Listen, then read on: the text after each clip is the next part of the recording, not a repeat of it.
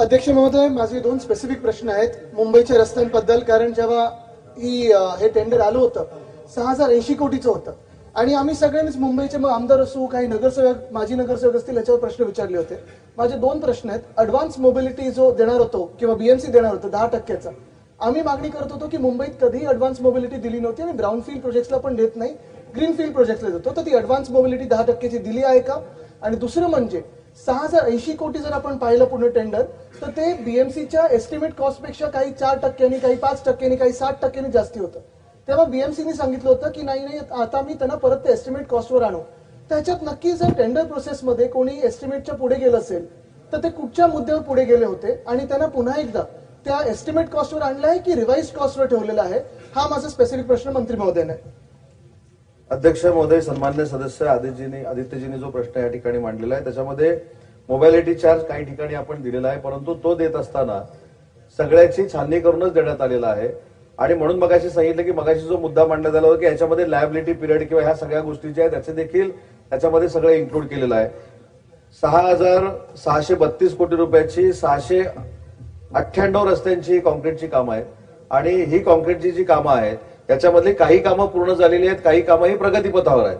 आणि ही प्रगतीपथावर असताना या सगळ्या गोष्टीचं थर्ड पार्टी ऑडिट देखील आपण करतोय आणि थर्ड पार्टी ऑडिट करून याची क्वालिटी देखील तपासतोय.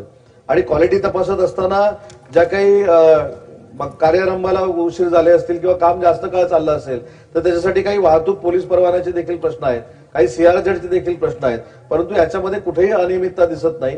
ही सगळी जी कामं आहेत ही अतिशय पारदर्शकपणानं सुरू आहेत. त्याच्यामध्ये एकच मुद्दा आहे की हे सगळं वेग उत्तर आलेलं आहे.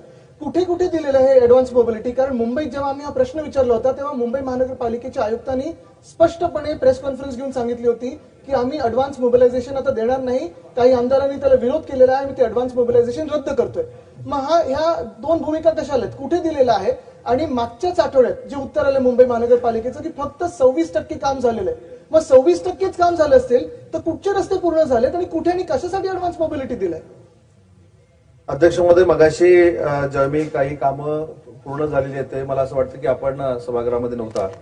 याच्यामध्ये पहिल्या पॅकेज मधले जी 4 कामं आहेत त्याच्यामध्ये 81 पैकी 45. त्यांचा प्रश्न फार सोपा आहे. त्यांचा प्रश्न एवढाच आहे की ऍडव्हान्स मोबिलायझेशन तुम्ही किती दिलेलं आहे आणि त्याच्या अगेन्स्ट किती काम झालेलं आहे?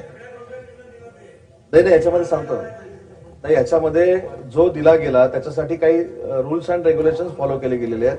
किती दिलाय त्याची आकडेवारी मी आपल्या पटलावर ठेवतो, परंतु ज्या काही परमिशन्स घ्यायच्या होत्या, ज्या काही कामं सुरू करताना काही टेस्टिंग करायच्या होत्या, या बाबतीतलाच फक्त मोबायलिटी ऍडव्हान्स त्या ठिकाणी दिलेला आहे असं रेकॉर्ड आहे. ते सगळं रेकॉर्ड मी पटलावर ठेवतो. पॉइंट ऑफ ऑर्डर हा आहे की सन्माननीय मंत्री महोदयांनी 5 कॉन्ट्रॅक्टर्सची नावं घेतली, त्याच्यातून एक 5 त्यांचा पॉइंट ऑफ ऑर्डर आहे. पॉइंट ऑफ ऑर्डर आहे. ते प्रश्नावर पडत नाही, त्यांचा पॉइंट ऑफ ऑर्डर आहे. बसा बसा बसा बसा बसा. अध्यक्ष महोदय, एकच मी विनंती करतो मंत्री महोदयांना, कारण रेकॉर्डवर चुकीचं येऊ नये, की जे 5 नावं घेतली कॉन्ट्रॅक्टर्सची त्याच्यातून एकाने काम मागे घेतलेलं आहे, काम करणार नाहीत मुंबई महानगरपालिकेत आणि दक्षिण मुंबईतले जे कॉन्ट्रॅक्ट आहेत ते सगळे रद्द झालेले आहेत. ठीक आहे. तर ते चुकीचं रेकॉर्डवर येऊ नये. ठीक आहे.